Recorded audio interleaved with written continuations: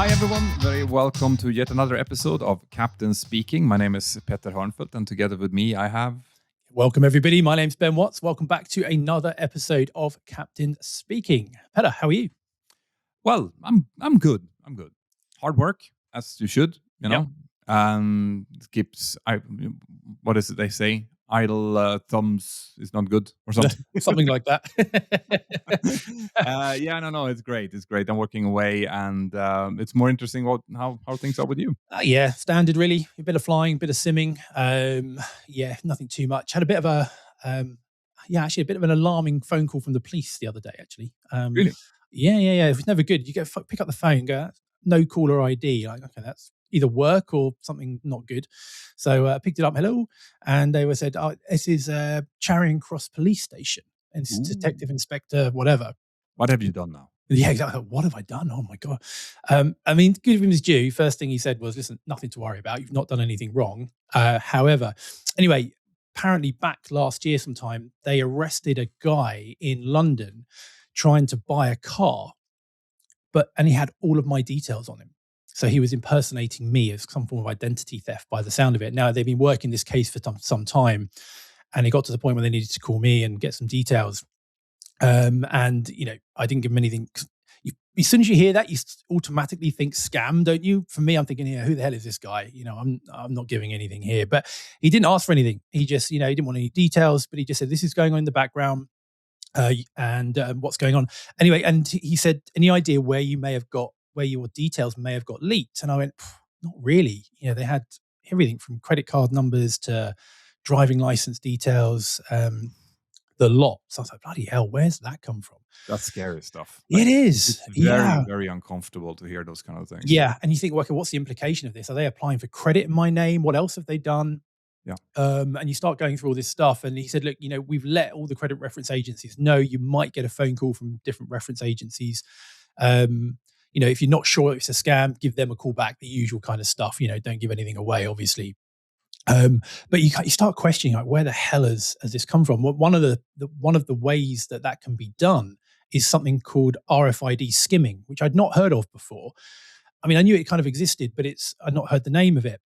And where you've got like your wallet in your back pocket, yeah, and then people go along with like these readers, these RFID readers, and they can kind of skim data if they're in close proximity. Yeah, I've heard of that. They can, put in a minimum amount of money, for example. They can just go up and click it against you, and suddenly you paid them £10 or something like that. Yeah, which is bad enough. But apparently, you can get your details as well. Really? Yeah, which I didn't know, and I don't know if that is the case. I'm not sure how widespread that is. Anyway, I changed a few things over. But since then, we've got our sponsor, Extra, which made me think of this immediately. Yeah, no, people are going to think that this was just some kind of elaborate segue into it, but it's not. It's genuinely not. No, and it's because since then, we've Extra been supporting the channel, one of the wallets that you and I use. This is the one that they've sent me, which is a lovely tan leather one. It's handmade leather. But one of the great things for me now, from a peace of mind perspective, is it's protected from any RFID skimming. So whatever cards are in here, and they pop up nicely, is completely protected. So for me, that was a no-brainer to transfer over to these. And if I ever lose this, because I do lose things, it's trackable as well, which is a great plus for me. Yeah. So bit of peace of mind. So that is a great segue into the fact that we are also in this episode sponsored by Extra, which we are super happy about. And I've got mine, like I've said in many episodes, the old one is now so worn out that I've actually changed it over to the new one that I just received, which is super, super cool. I love the pattern on it. I think it looks really sleek. It matches the carbon's cool. Yeah. And this one comes in many different, this one that comes in these colors, I think, but the one that you have comes in different colors for him and her. If it's a great gift idea for someone that has everything, I think. And also it comes with a lifetime warranty, both for the wallet and for the card holder pro. So if you guys are interested in this and getting a really good looking, nice card holder or wallet, then go into partner.exter.com/mentorpodcast. That's partner.exter.com/mentorpodcast and use the code CAPTAIN when you buy something, because that's going to give you a whopping 20% off whatever it is you're buying. So it's a super thing. Thank you very much to Exter, who's sponsoring this episode. And apart from you being stolen your identity, what else are we going to talk about today? Oh yeah, not a lot. It's been ticking over as usual, which is nice. I think no news is good news in my world. So yeah, everything's kind of ticking over okay. So yeah, we're all good.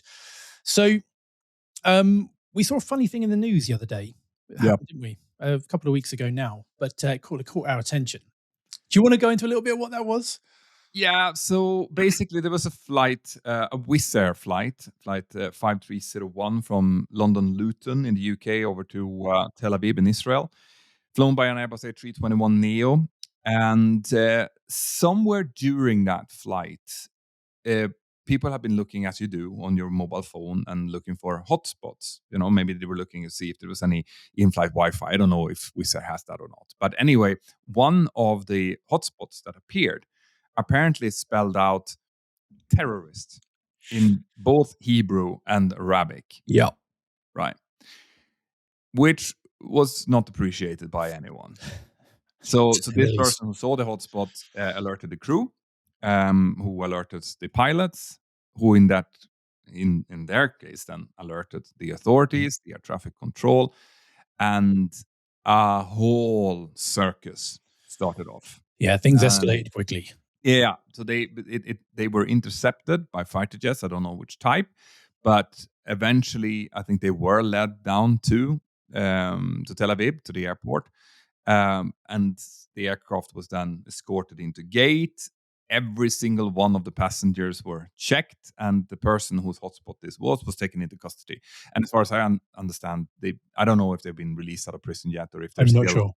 under it. But it highlights a couple of pretty interesting things. First one being the enormous depth to which human stupidity can go. Yep.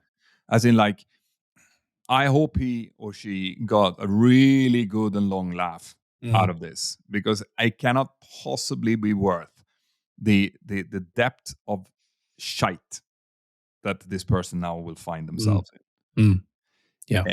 It's not like, it's not funny, and it's not like there's certain things that you just do not do, no matter how funny you think it might be at the moment. The only possible explanation to this would be that it's a teenager who just does not have the life experience needed in order to understand what these kind of things can escalate into. But you do wonder what goes through people's minds with this. It's not the first time something like this has happened. I've heard of similar events, but the fact that it was going into Tel Aviv, obviously everything just gets magnified in its seriousness levels. I mean, they don't muck around with that. I mean, I remember flying into Berlin, and as soon as the El Al aircraft would land, there's basically a giant armored vehicle that follows them into the gate. The security is that tight.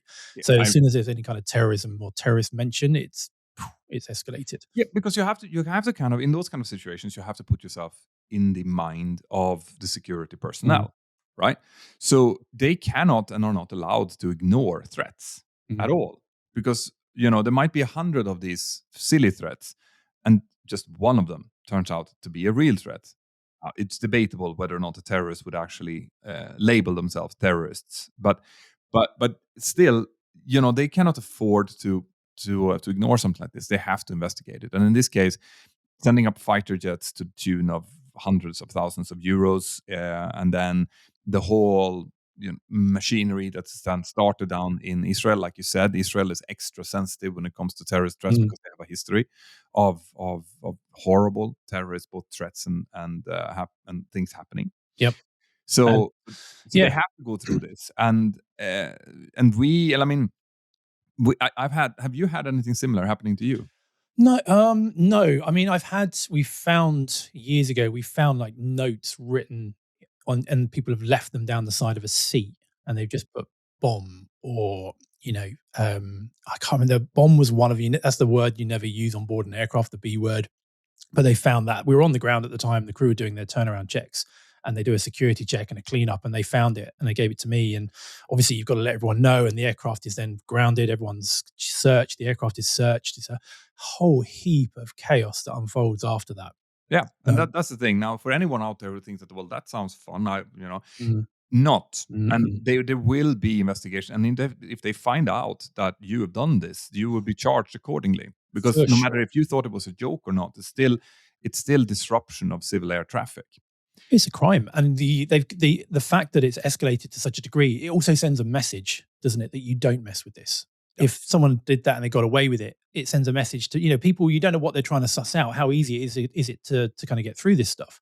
Oh, And yeah. by you know, Because that's the kind of things that you have to think about as well. That actual terrorist organizations might well be probing. mm, They might well be out there trying to see how far they can get away with things, what they can leave behind before it's mm, being noticed and stuff. So it's just not like it has to be taken seriously. I remember early on in my career, we had a situation where the cabin crew was walking up and down the aisle like they were providing service, and one of the cabin crew noticed that one of the passengers was acting a little bit strangely, and she saw that he was using a weird kind of pen, which just out of coincidence they noticed that okay, that's actually not a pen, that's a camera. It's a mm, camera hidden inside of a pen, okay, and they had kind of put it down on their tray table, holding it out. And while they were watching him doing this, the person doing this, they saw that they were very very specifically interested in like the procedures around access to the cockpit. wow, So this person told us in flight, me and my captain at the time, and we were like, okay, not cool, because actually I forgot one part of it.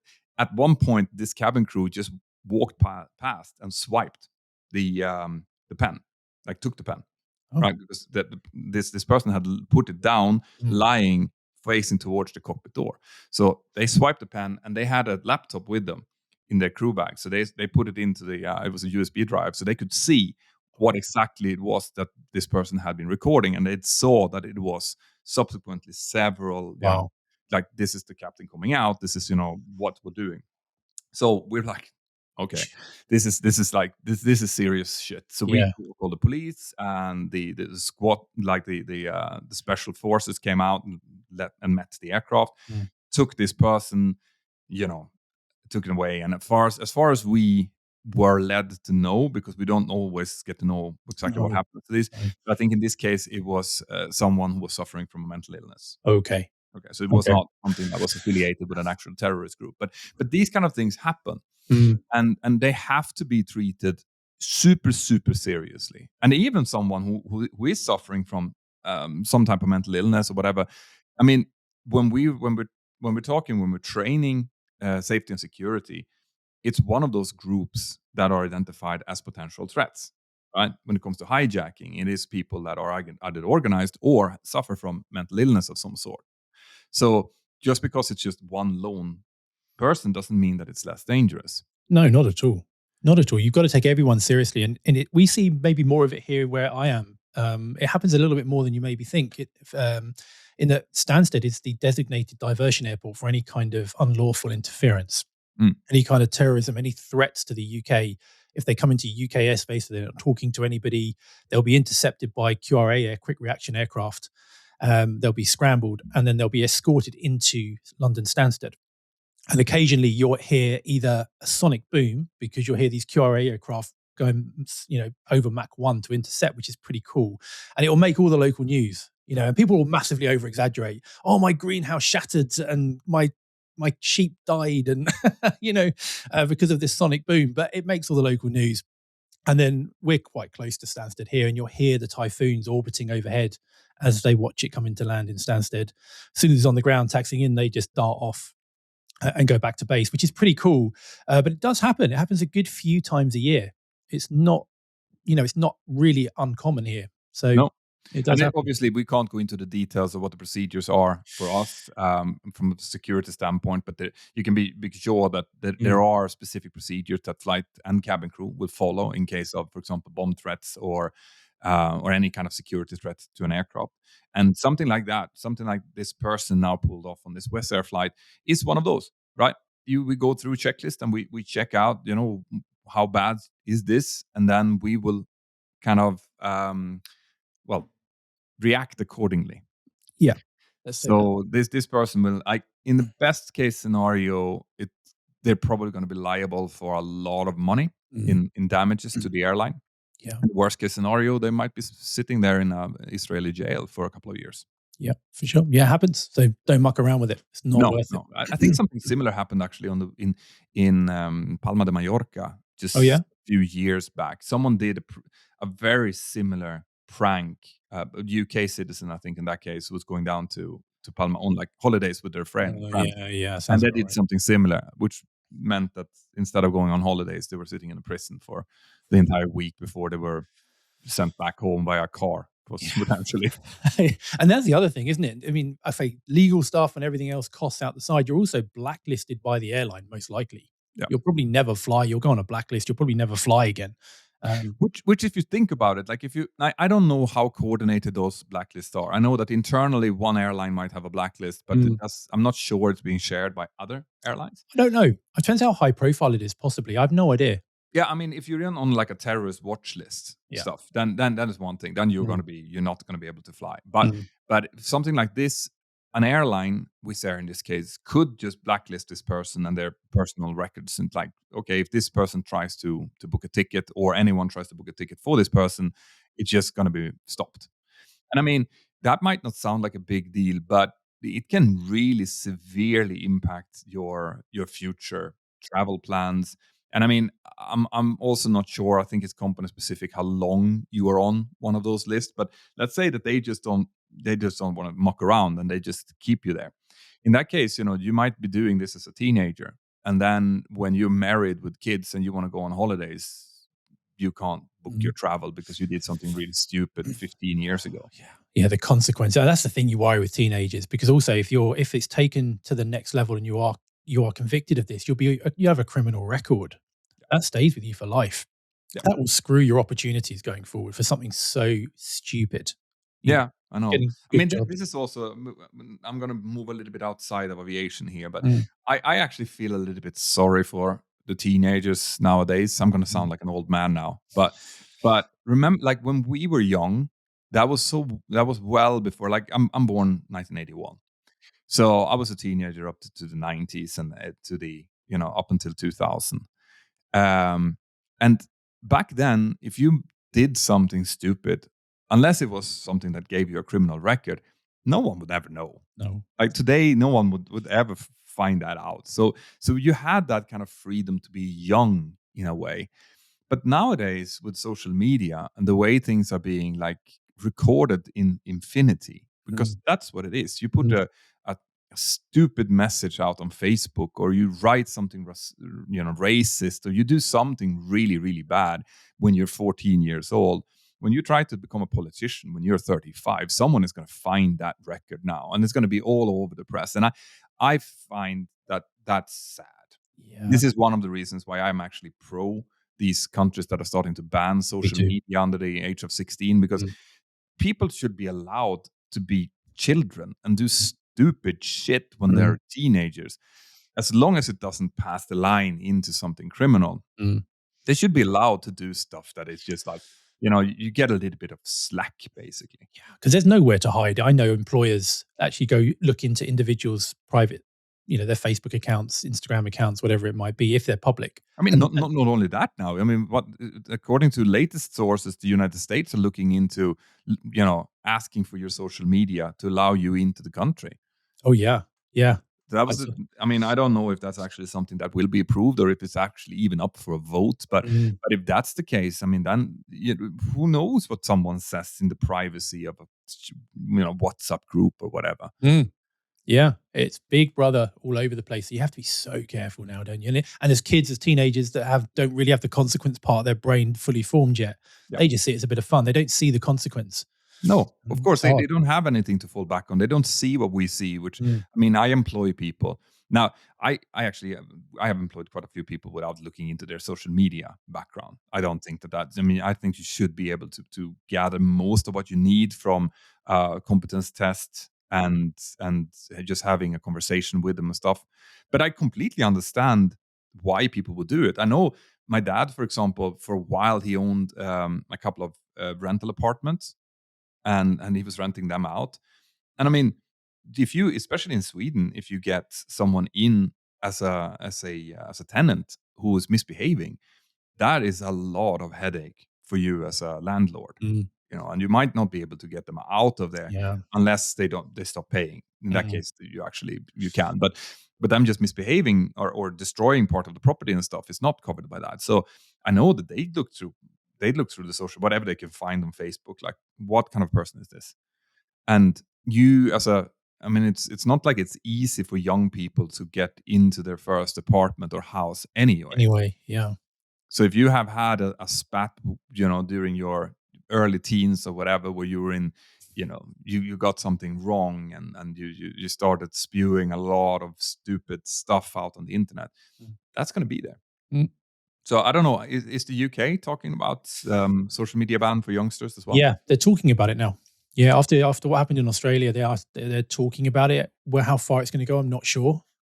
So I think it would be great. I mean, kids would hate it, I know, but I think it would give them their childhood back. They wouldn't like it, but it would give them their ability to be kids again. Yeah, because the thing is, it's going to be very hard to enforce. They're always going to find ways around. Yeah, kids are clever. Kids are clever, and they will, if they want to be on Snapchat or WhatsApp or whatever they want to be on. WhatsApp, they probably will get, but Facebook or whatever, they are going to be there. But I think that the fundamental thing with a ban would be that not everyone would be there. Right? It wouldn't be a social contract that everyone needs to be on social media in order to be able to go for, find the parties and do whatever. Hopefully, what would happen is that there would be some odd people that would still be on there, but because the peer group is not all on there, it would revert to something more simple. Yes. Like, it would revert to, okay, we are going to have a party. Here's the note that I put up. It's not going to be spread then to 5,000 people that will turn up in your house party. There's a lot of those kind of things that would be, in my view, very positive. And after 16, fine. Then you're half grown up anyway, and you can take it. But also, of course, all of the self-harm, all of this, the issues with mental health, especially for young women that are on places like Instagram, for example. There's no question. We know that it's harmful. It is. Yeah, there's no. I can't see any. I mean, I know that people argue for proof and so on, but it is. But I think you're exactly right, because I've kind of kept my kids away from social media as long as possible and made sure they go into it with their eyes wide open. But my youngest now, he's in year 9, so he's like that kind of 14, 15 kind of age, 14-year-old age group, and he doesn't have any social media. And then his friends, they all start messaging, and they message on Snapchat. And he said, "Can I get Snapchat?" And I know there's a lot of rubbish on Snapchat. There's a lot of stuff on there that kids shouldn't be seeing as well. And I said, "Well, no, you don't really want to be on Snapchat." "Yeah, but I can't message my friends." I'll go, "You got WhatsApp. Why can't you use WhatsApp? Everyone's got WhatsApp. Have your friends?" Yeah, but they just don't use it. So in the end, I had to, we got him Snapchat, and he knows, he's a smart kid, but at the same time, it was a reluctant allowance of him to get this app that I didn't want him to have. And if the law was in place that they couldn't have it, then not everyone would be on Snapchat. Yeah, there'd be some that would work around it, but Exactly. It wouldn't be pushed into this. You wouldn't get a social stigma that it is now to not be on social media. You wouldn't be ostracized because you're not on social media. So no, I think that I can't. I think that we are experimenting with the young generations way too much. We've already had one. I mean, our generation, we were not on there, but the generation that came after that, the millennials and I think I'm a millennial-ish. I'm just on the cusp there, but Generation X and Z and so on, they have obviously had access to this. And I think that every kind of look people have done scientifically into the effects of this have shown that there's a lot of damage being done, but there's no positive. Nothing positive comes with it. You don't get stronger in your personality. You don't develop good habits. There's nothing that comes out of it that's like, oh, without this, without social media, we would have been much better off in this case. That comes later on when it comes to like productivity and it comes to business and things, which obviously would suffer a lot if we would lose social media today. But given the way that we see now as well, that you kind of things are starting to go into the extremes with platforms that are promoting some truly heinous stuff, anti-democratic stuff, and it places are sending out, the algorithms are favoring certain policies and stuff over others. It's not good.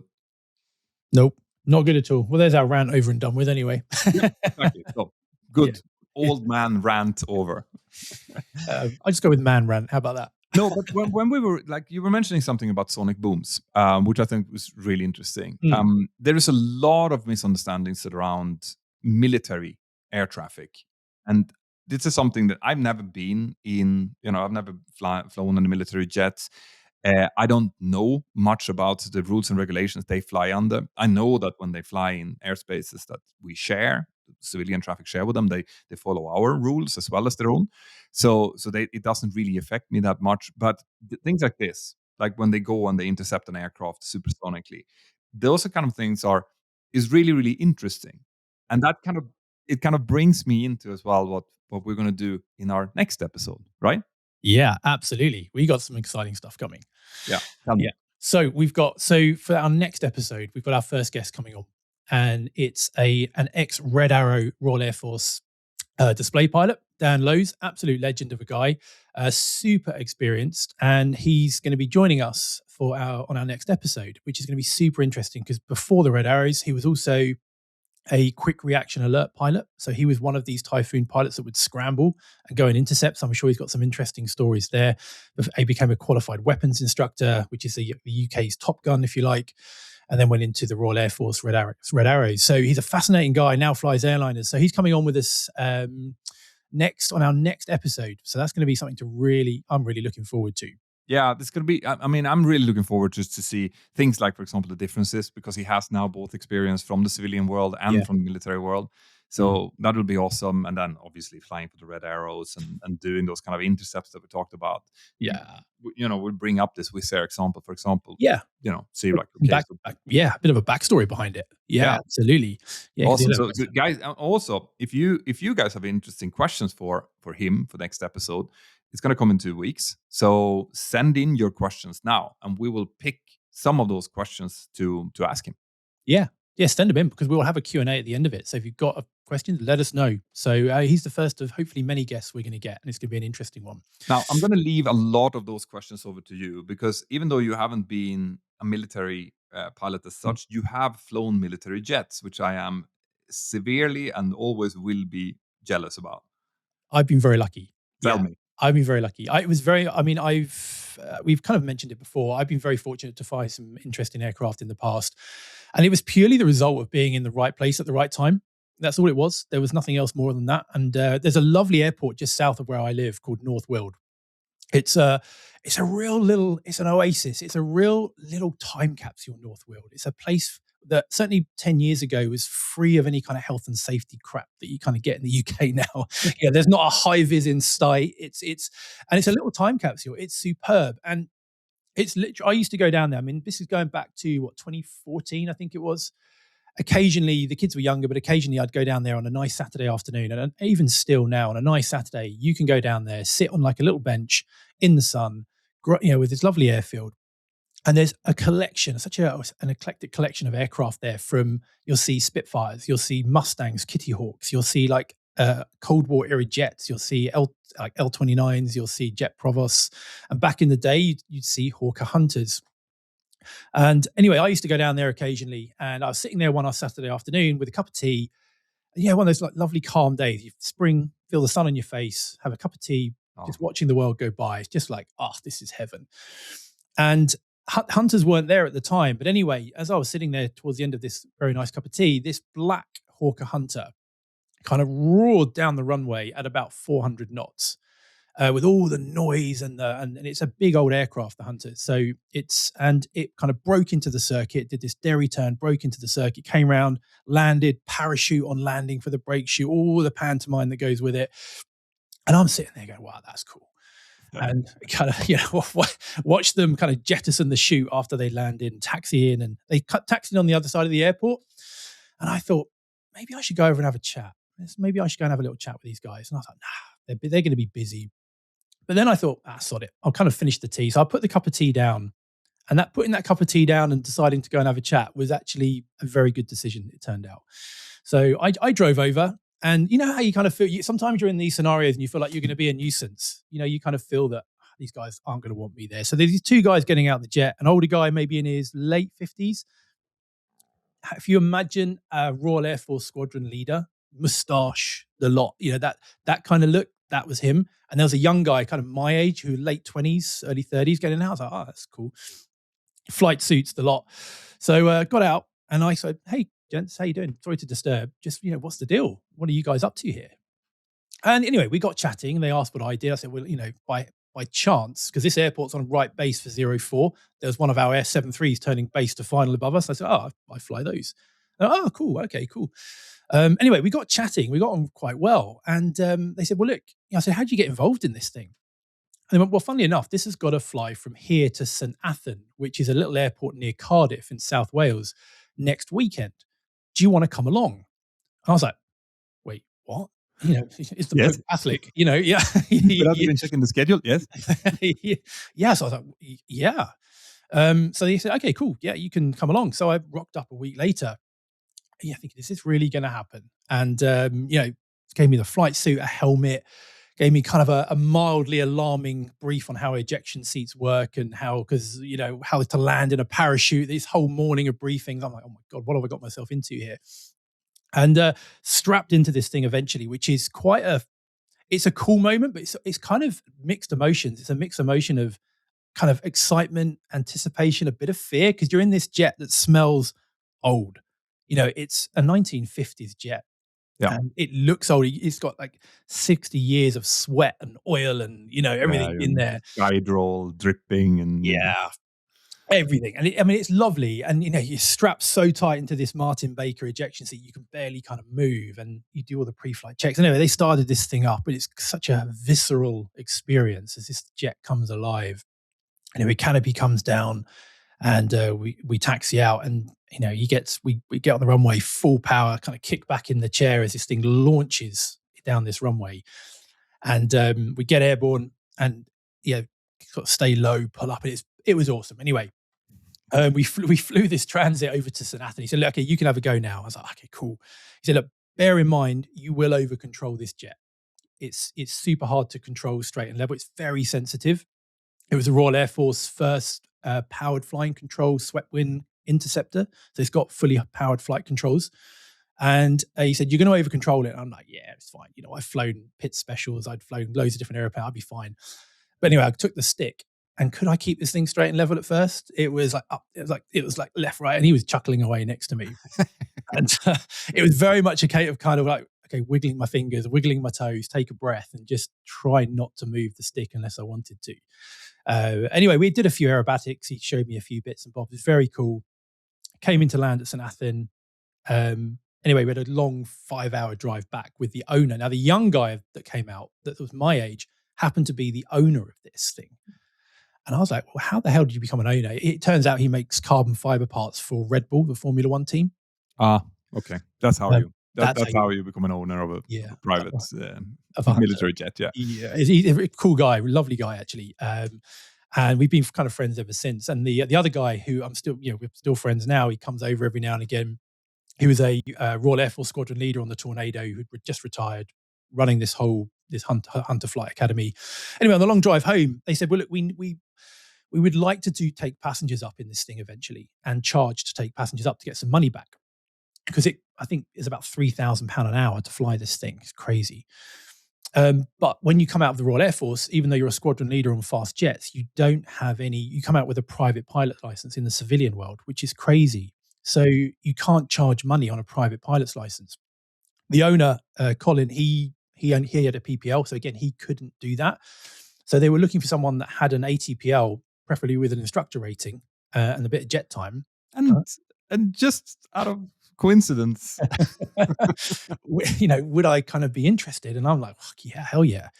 So because it costs so much to do, I couldn't afford to pay for it, and they didn't really want to pay for it, but it positioned around the country a lot to air shows. And we said, look, we can get you trained up on these kind of positioning flights and so on, and get you trained up eventually.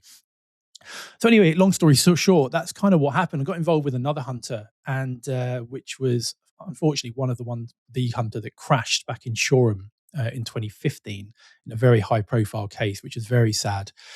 But I had a bit of time on that aircraft as well, which was a lovely aircraft, Whiskey Victor 372, I think that was. But one thing that shocked me, well, not shocked me, I found enjoyable, was how different flying military aircraft is from a procedural perspective, it is to civilian. Because this was run by military pilots. It was very basically Royal Air Force SOPs.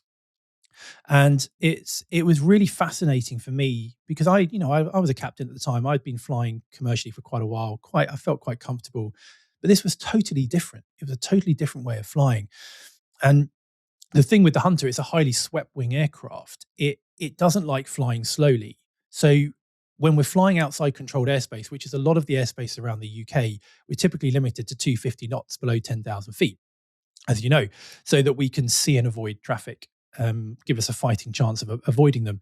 But the aircraft is kind of flying along. That's pretty slow for a Hunter. And we burn the same fuel at 250 knots as we do at almost 400 knots. So we got an exemption from the Civil Aviation Authority that we could fly up to 400 knots in uncontrolled airspace as long as we had a radar service from air traffic control. In other words, they would guide us around traffic so that we didn't. So that was cool. So we had this exemption anyway. So we'll be rocking around everywhere at 400 knots. So we get airborne, and the speeds were very similar to a 7.3. So we kind of rotate about 130, 140, got airborne. We would do general handling, and which was a great way to get to know the aircraft. Like some of the things we would do would be like minimum radius turns, like maximum performance. And so what they would use in a dogfight. And it's a great way to get to know the aircraft because you roll it on about 80-degree angle of bank, you'd pull to about 4 or 5G, and you pull it to the buffet. So just on like where the airflow is separating over the wings. Now, as you and I know, buffet in an airliner is something you really want to avoid. Yeah. If you're in buffet, it's bad, isn't it? But in flying military jets, buffet is part of life, I learned. And if you're at the buffet, your maximum performance, those wings are generating, it's just before the stall. So you're getting maximum lift. But that's kind of it, isn't it? Like they work out towards the edges of the envelope. Yeah. While we in the civilian world are, really, really teaching to keep yourself bang in the middle of the envelope and never go out towards the edges. That's exactly right. Yeah, that's exactly it. And the Hunter, the flying in military jet seems to be constantly exploring different elements of that envelope. And very rarely are you in the middle of it. So, and it's quite tricky. You're holding it. And what I found quite interesting with that is you're 80-degree angle of bank and you're kind of looking up and the horizon now, where you're going is now there, not in front of you, because you're kind of pulling into that airspace. And you're pulling like 4 or 5G. And now you're trying to move in your head, and your vestibular system at first gets a bit weird because your body's telling you that down is where your bum is, but that's actually pointing at the horizon over that way somewhere. And you're trying to hold it on this buffet. If you pull too hard, you're going to stall and it just stops turning. If you pull too gently, you're not turning fast enough. So you've got to kind of just fine tune it on that buffet, which it took a bit of practice. But then like when you come back into land, we're so used to slowing down when we come into land, aren't we? As we get closer to an airport, we're gradually bleeding off the energy, slowing down. Not in a fast jet. You come in and we would lose Farnborough radar as we descended towards North Weald, slow back to 250. But then once we were in the aerodrome traffic zone and we got permission from North Weald that nothing was in the aerodrome traffic zone, we'd accelerate back to 400 knots down the runway at, between 200 and 500 feet. And then down the runway at 400 knots, giving it the beans. And then at the end of the runway, you just roll 80 degrees, idle, air brake, pull 4G, and you do like a climbing turn downwind, and that will bleed off all of your energy. Gear down, flap down. And why was that? What was that better than just gradually reducing the speed and going straight into the Good final? question. I asked the same question. I've heard different answers to it. It's a standard NATO join, and I think it's because if you're flying into hostile airspace or into hostile ground, you want to get over your protected airfield quickly. Okay. So you want to kind of get in away from the hostile ground below you, get over your airfield quickly, and then turn tightly within kind of the safety of the airfield boundary. Okay, so basically it's a tactical maneuver. It's not, and also it's insanely fun. It's insanely fun. Yeah. So you come in, the closer you get to the ground, the faster everything feels, doesn't it? So, 400 knots at 30,000 feet feels like you're in the hover. 400 knots at 200 feet feels like you're going warp 10, it feels yeah. So anyway, you pull down and, you get downwind, gear down and everything. And then you do this turn onto final. But one thing I've learned with military pilots, it seems, is PAPIs, which are the lights next to the runway that tell you whether you're on the perfect 3-degree approach, mean nothing. So I came on to final approach, one red, one white. They only had 2 lights. Tells you that's normally perfect. If you see more reds, you're too low. If you see more whites, you're too high. Anyway, he went, "Oh, your miles too high." I went, "But the puppies, I forget those." Anyway, he said, "Push down." And they do such a flat approach. And we were coming down. Remember my first landing, we're coming into North Weald. And he said, "Keep it coming down." It just looks so wrong to me. It looks like with geez. And Once it, again, that must have to do with wings, right? yeah, You can't come in with the kind of alpha that you would need. You'd have to come in I guess so. flatter. I guess so. Yeah, I guess it is what it is, just the way they do it. And we were coming in. I remember it's once and only time I've ever heard this phrase when I'm being taught. He said, "Keep coming down, keep coming down, keep coming down. Mind the lamppost. Keep coming down." I'm like, jeez. See, part of me, like I my entire career, for my 21 years of flying, I have been one of those like sit in the middle of the envelope pilots. Like that has been my mantra. Do not take risks. Do not put yourself in positions where you have less margins. Give yourself more margins. Always, always. But part of me would love to do a little bit of this because this is where you really. This is why I guess all test pilots are always ex-military because they're used to sitting out there in the edges of the envelopes and different parts of the edges of the envelopes, too fast, too slow, too much G's, too little G's. And of course, if you have that in you and you're used to feeling the aircraft buffeting from overspeed or underspeed, then you'll be much better at judging whether or not the aircraft is actually doing what it's supposed to do. Right. While someone like me, who's been sitting my entire career in the middle of the envelope, would be just too rattled by the fact that the aircraft is now about to stall or it's about to overspeed, that you wouldn't have that extra capacity, like, "Ooh, it's overspeeding a little bit more on the left than the right." Yeah, You know? yeah. And I said the same thing. For me, it felt so alien to be putting the jet into these environments. It was such a strange thing. But over a bit of time, you get obviously it just becomes kind of the norm. That's how you fly this aircraft. But it was such a cool experience. And I think that the hardest I've ever worked in an aircraft was actually in a Hunter once. We were positioning an aircraft down to Yeovilton for the Yeovilton Air Show, which is kind of in Cornwall, southwest UK. And we met up with another Hunter, which was really cool, a silver one, and a Canberra, which was like a photographic reconnaissance aircraft back in the Cold War time. Very rare aircraft. We kind of met up with the crew, did a brief, got airborne, practiced the display initially, and then went down to in formation to Yeovilton. And we kind of went into just a loose like V formation. So I was at echelon right, which is just behind. I've got a video of it. Actually, someone took a video of me while I was flying, and we'll chuck it up. See if we can chuck it up on screen here. But it's relatively close. So the instructor kind of put it there. I'd done formation flying before in piston, and it was okay. It wasn't. It was hard work, but it wasn't undoable. Whereas this, I thought, okay, this is like a whole nother level. So he put me in position, and he gave me reference. But you have reference points on the aircraft you're in formation with. So you got to, okay, the trailing edge of the wing, that's got to cut where the registration, where it says T, you got to cut there, and the tail's got to be, and you keep these reference points fixed. That's your job.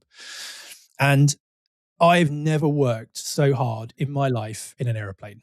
No, because I guess like in a propeller aircraft and a piston aircraft, I mean, you get when you put throttle on, it responds immediately. Mm. But with jets, you have to kind of foresee the changes and add and pull away with a little bit of difference, which means that you can get into these kind of Yes, changes, right? very much so.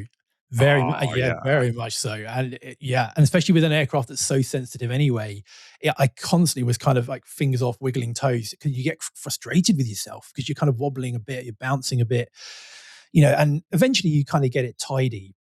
But I remember having no idea whether we were up, down, left, or right because as soon as they would turn, the reference would change. So if they were turning, we would kind of have to descend a bit to kind of be next to them, and then they'd level off, and we'd have to kind of climb and be level with the wing.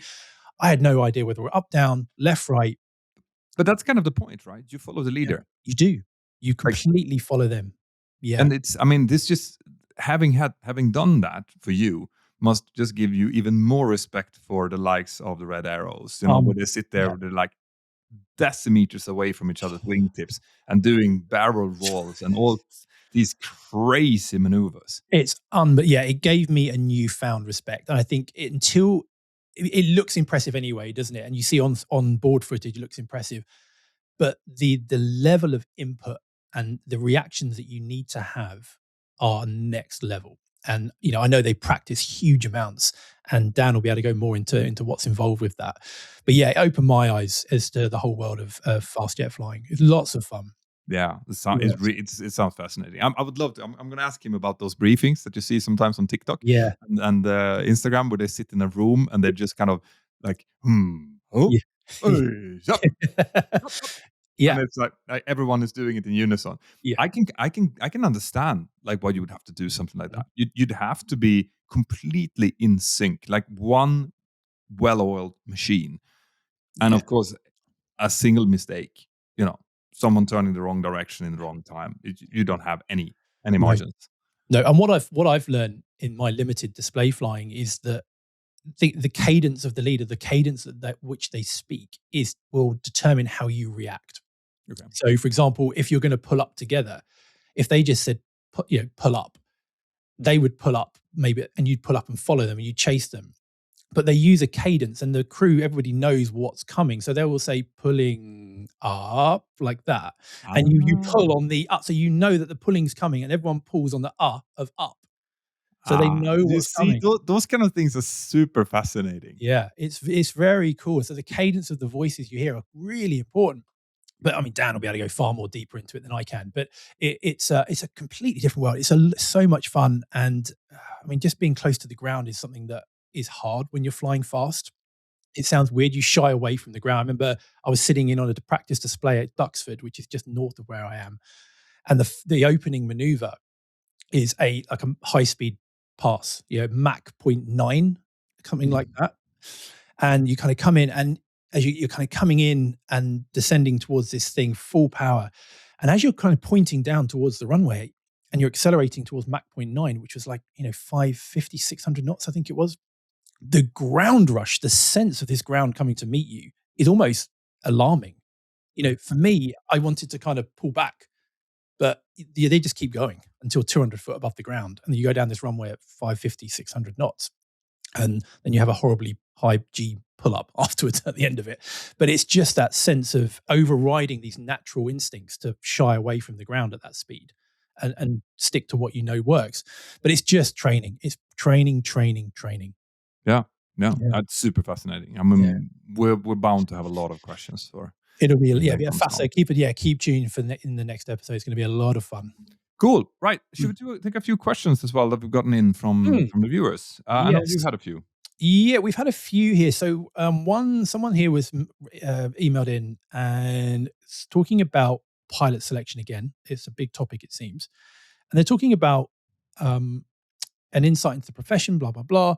I was wondering if you'd be willing to share any thoughts on what might be good to keep in mind ahead of the psychological aptitude test.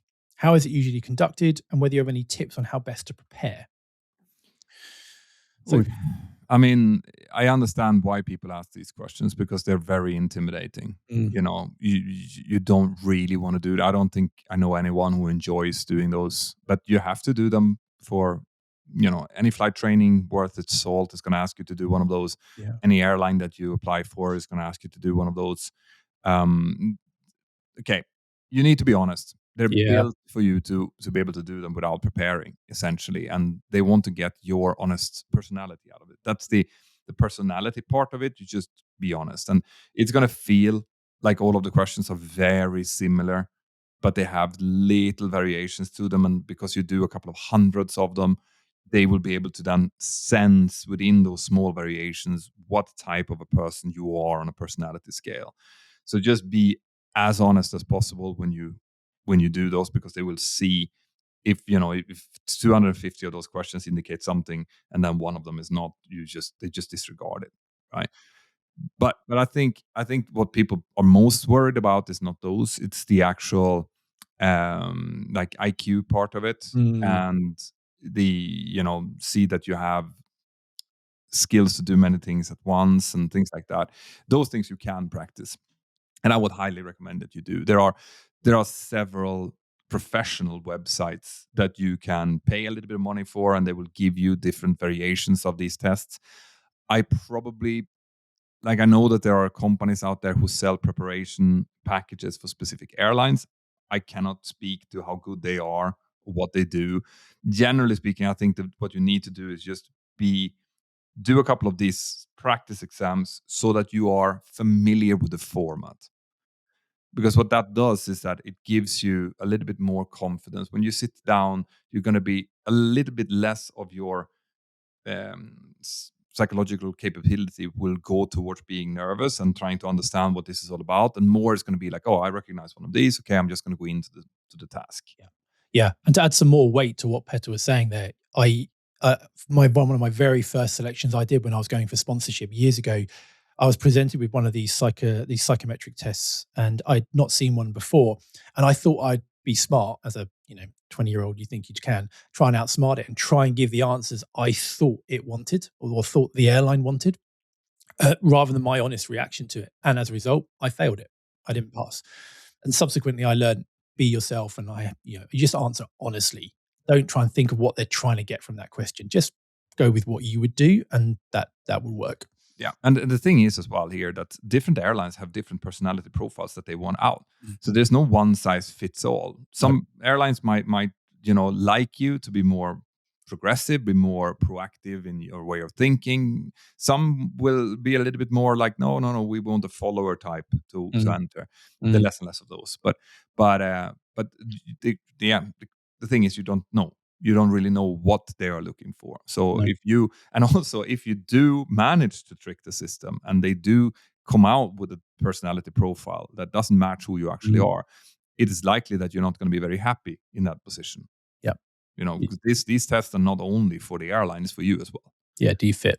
Yeah, absolutely. So do that. But those when it comes to the IQ tests, when it comes to like numerical counting, maths, all of that, you can definitely prepare for them. You can definitely work to do them. I think, in fact, people have been telling me that, for example, Air France, there is like a mandatory course that you just need to go. It's not mandatory, but a course that everyone who passes has gone through in order to do it, because the test is so ridiculously hard that if you don't know what's coming and you haven't prepared for it, it's just no way that you're going to get through it. Which to me, if that is true, sounds ridiculous. Because we know that Air France pilots are they're good, but they're not better than any other pilots in any other airline. So why would you have those kind of you need to be both Einstein and a rocket scientist and Neil Armstrong at the same time? Like, it's not realistic. People are not like that. No. And if you're like that, you probably won't like being an airline pilot. True. Yeah, very true. So I think that when it's like the ATPL exams back in the day, though, what tended to happen was that the ATPL exams were made, right, and then there would be these people that wrote down the questions, created these question banks, and those question banks became the primary way that people studied for the ATPL exams. Which meant that the authorities, they found out that, okay, people just know the questions here. They don't actually have the knowledge needed to answer the questions. So they changed the questions, which then subsequently went into another question bank. These question banks became bigger and bigger. And what ended up happening was that these tests became bastardized. These tests became something like no one could just learn. You'd have to know both what was in the books and do the question banks in order to pass the exams. And when that happens, the whole idea of the exams being there to check your knowledge level has gone out the window, right? So it's this, unfortunately, I think, happens in some airlines where they just try to get their entry exams into a level where they can reduce from 500 applicants to the 15 applicants they want, and by doing that, they just create these bastardized entry exams. Yeah. So there's a good bit there. Have you got any questions, Petter, or do you want me to go through another one? Let's see. I think I have one. Okay, this is a good one. Hello, Ben and Petter. I just love the pod. Oh. Question. When you do a walk around, are there set procedures? What do you do when you can't feel or see something? Is it informal? dents, drips, and remove before flight tags. My hobby asked me if you even do these anymore. I told him you do, but what does it entail? Thanks from Catherine. Oh, cool. Yeah, you want to take it? Yeah, I can take that. Yeah. It is very much used. We do it on every flight. We won't get airborne until we've done a walk around, a pre-flight inspection, and there is a structure to it. It's kind of in the manuals as to what you do, but it's obviously a completely visual. So typically, you'll come down the aircraft steps and you'll turn right, and you'll go towards the nose of the aircraft, and you walk around if you're looking from above, you're kind of looking around like in a clockwise direction. So, and yeah, we're really looking just to make sure that there's no visible damage, leaks, anything that would make the aircraft unairworthy. Common things we might find would be a dent, either from something like a bird strike from the previous flight. Maybe less common, some kind of ground equipment has dinged the. Remember, Ben, a dent is a dent. A dent is a dent. If you know, you know. You're looking inside the engines. Some even subtle things. You look inside the engines, you might see some feathers just dotted around. They can be indicative of, obviously, you've hit a bird. So you're going around and you're checking wheels, making sure there's no cuts in the wheels. And over the years, you and I, I'm sure we've seen all sorts of various strange things happening on aircraft. It's one of those layers of Swiss cheese that we have that could prevent something relatively minor turning into something more serious. So yeah, we do walkarounds. Yeah, absolutely. And I think both of us has caught things. Yeah. Where something, like a bolt could loosen over time because of vibrations or whatever. Yeah. Like you said, it's a very relatively quick overview of the aircraft, but it will catch a lot of small things. And then, of course, the aircraft is being, checked every day on daily inspection by an engineer, and then on regular intervals, it's going to be gone through very, very severe checks as well, very detailed checks. So this is just one more layer that we add to it, and things like dripping of oil from the engines underneath the engines, dripping of fuel from somewhere, like you said, dents and scrapes and stuff in the radome. You will catch them. The key, though, when you do them, is to actually look individually for each item in the FCOM manual that we have that describes the pre-flight walk around. You have specific things that you need to look at. So it's not just walking around and like randomly looking. You look at specific items, and you actually have to have that, because without it, it's very easy to be distracted. Maybe you're thinking about the flight that's coming up or whatever, you're late, and then you know the way that you read a book and you, after 3 pages, you're like, oh, what have I just read? Because you've been thinking about something else. That can happen on a walk around. So you need to look at, okay, right. So I'm looking at the nose wheel strut. How much of the oleo am I supposed to see? Yeah. All right, it's about a fist. Great. Right. Yeah. Less than that, right? Something else. So you have set criteria that you look for.